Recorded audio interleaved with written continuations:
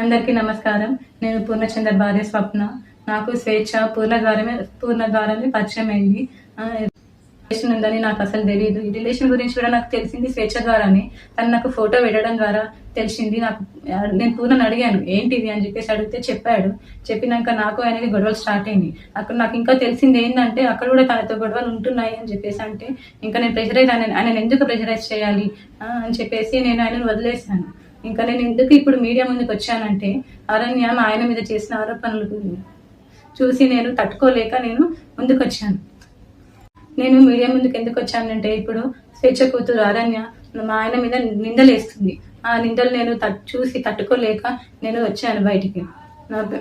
నా పిల్లలతో పాటే అరణ్యను కూడా చూసుకున్నాడు. తనకి స్కూల్లో జాయిన్ చేశాడు, ఫీజులు కట్టాడు. నా పిల్లలకి బట్టలు తీసుకున్నప్పుడు ఆయన కూడా తీసుకునేవాడంట.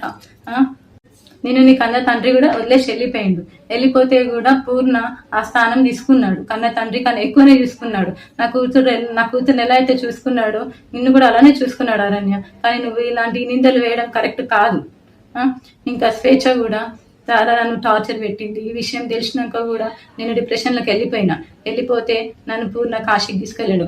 మైండ్ రిఫ్రెష్మెంట్ కోసం తీసుకెళ్తే అక్కడ కూడా ఫోన్ చేసి సతాయించింది. ఎందుకు తీసుకెళ్తున్నావు, ఆమె ఎవరు అని చెప్పేసి నువ్వు తీసుకెళ్తున్నావని సతాయించింది. ఆయన ఫోన్ లిఫ్ట్ చేయకపోతే నా ఫోన్కి చేసి సతాయించింది. అసలు ఎక్కడికి తీసుకెళ్ళినా, ఫంక్షన్కి వెళ్ళినా, ఎక్కడున్నా కూడా నువ్వెందుకు ఆమెతో ఉంటున్నావు, నా దగ్గరకు వచ్చేసాయి అని చెప్పేసి చాలా బ్లాక్మెయిల్ చేసింది. ఎప్పుడు చూడండి స్లీపింగ్ పిల్స్ మింగడము. నాకు ఆడపిల్ల ఉంది.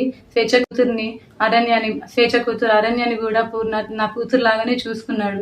నాకు తెలియకుండా పిల్లలని ఆమె దగ్గరికి తీసుకొని వెళ్ళి ఆడిపిస్తుంటే వచ్చేవాడు. తర్వాత నాకు నా పిల్లలు చెప్పారనమాట, అమ్మ ఒక అక్క దగ్గరికి వెళ్ళి ఆడుకుంటున్నాను, ఒక ఆంటీ ఉన్నది, ఒక ఆంటీ నన్ను అమ్మ అని పిలవమని చెప్పింది అని చెప్పేసి నా కూతురు చెప్పింది.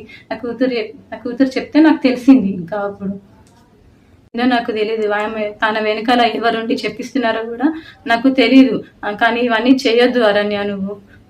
మా ఆయన మీద నాకు నమ్మకం ఉంది. ఆయన అంత చెడ్డ మనిషి కానే కాదు. ఇంత చేరదీసిండు నిన్ను అరణ్య. మీ మమ్మీని ఇంత చేరదీసినా కూడా నా బతుకుని మీ మమ్మీ ఏం చేసిందమ్మా, తీసుకొని మమ్మల్ని రోడ్డు పాలు చేసేసింది. ఇప్పుడు నా జీవితము ఏంటి, నా పిల్లల భవిష్యత్తు ఏంటి అరణ్య.